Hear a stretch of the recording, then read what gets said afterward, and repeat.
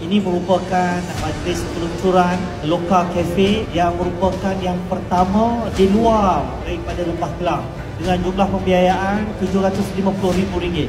Lokal ini merupakan salah satu daripada brand yang Mara kemukakan untuk membangunkan usahawan. Kita ada pelbagai program-program yang bersifat semacam franchise tetapi bukan franchise, ya.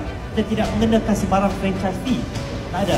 Itu hak milik mutlak usahawan-usahawan tersebut. Dan kita mengalu-alukan usahawan-usahawan di negeri Melaka ini untuk membuka lebih banyak lagi cawangan-cawangan lokal dan boleh datang ke Pejabat Mara untuk mendapatkan maklumat lebih lanjut bagaimana kaedah pendekatan yang kita lakukan. Kita peruntukkan untuk tahun ini untuk pembangunan usahawan di negeri Melaka ini sebanyak RM20 juta. Ya?